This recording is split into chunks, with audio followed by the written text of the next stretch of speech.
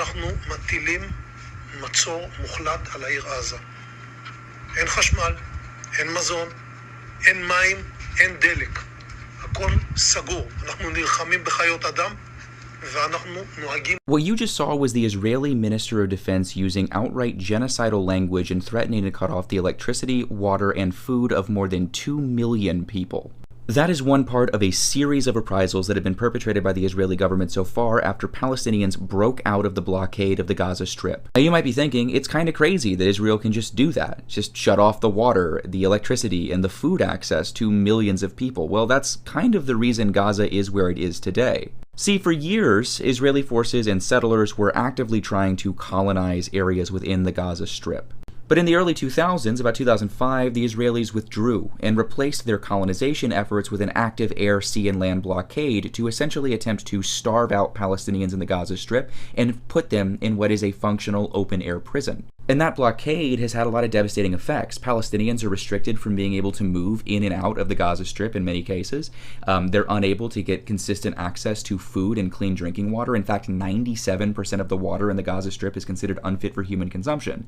And on top of this, they are met with constant aggression by Israeli forces through airstrikes, bombardments, and other, acts of aggression that have harmed and killed thousands of people within the Gaza Strip. Like, think about that for a second, right? Palestinians are getting actively bombed by Israeli airstrikes that are targeting civilian infrastructure and residential housing, and then they are unable to get the construction materials through the blockade to even begin to rebuild. And Palestinians have tried to protest this blockade over the last decade and a half in myriad ways, right? One of those ways were the Great Return Marches, where thousands of Palestinians would march to the wall and attempt to protest its continued existence and the continued blockade of the Gaza Strip. Israelis met that protest with live ammunition, killing hundreds. That's horrible. And what's also horrible is that over half of the people in the Gaza Strip are under the age of 25. Right? Most of these people are kids who might not have ever known a life outside of this blockade, kids who might have never been able to leave the Gaza Strip. As a result of all of this, Israel has functionally turned the Gaza Strip into the world's largest open-air prison. An open-air prison it tests munitions on, that it actively bombards, in which it's massacring civilians regularly. And after a decade and a half of that, Palestinians finally took up armed resistance and broke out. When they did that, the result was, again, outright genocidal language, and as of right now, the continued bombing of residential buildings, hospitals, schools, mosques, and more. As it stands, thousands of Palestinians have been injured in just the last few days, with over 600 to 700 of them being killed so far. That's the reality for Palestinians in the Gaza Strip, and it actually makes it very easy to understand why they fought so unbelievably hard to get out. When you are facing abject subjugation and total annihilation, you will do anything to escape those circumstances, and I think we can really all understand that. But yeah, as always, just something to think about. Free Palestine, and have a great day.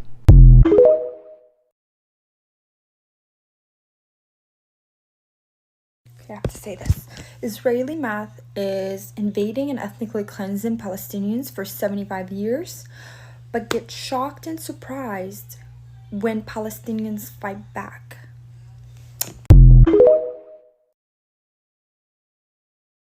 I want to send a message to the Palestinian child of 2023. And that message is a crystal clear one, that the people of Ireland stand with you. So Ireland must lead the way with real, tangible measures that shows the world, and most importantly shows the children of Jenin, that we want no hand, act nor part in the systematic destruction of the Palestinian people. We should, of course, seek to build consensuses and support from others, particularly within the EU. But we should also be very clear. If they won't move, we will. Government must immediately move to progress the illegal Israeli settlements divestment bill 2023. The bill simply prevents Irish taxpayers' money from being invested in companies that profit from Israel's illegal occupation and settlement expansion. Wait 9 months, says the government, just as every child of Palestine since the Nakba of 1948 have been told to wait.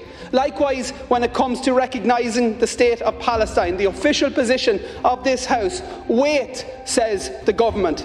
For the Palestinians, it is always a waiting game. Meanwhile, our government complies with EU accelerated procedures when it suits Israel. Israel actually enjoys what is officially called a preferential trading relationship with the European Union that is worth billions of euro in trade to a state that ignores, disregards and breaches UN resolutions and international law every single day. Why don't we tell Israel to wait? To wait until they comply with international law, to wait until they end their occupation, their annexation, their illegal expansion of illegal settlements and their ongoing brutal apartheid of the Palestinian people, or to wait until they engage constructively with their Palestinian neighbours and reach a peace settlement that upholds the rights of the Palestinian people to their dignity, to their human rights, to their own state, free from apartheid, free from occupation, free from military aggression. Because it is simply not conceivable to tell another generation of Palestine children that they must wait. It is time for the world to act. But Taoiseach, it is time for Ireland to lead the way.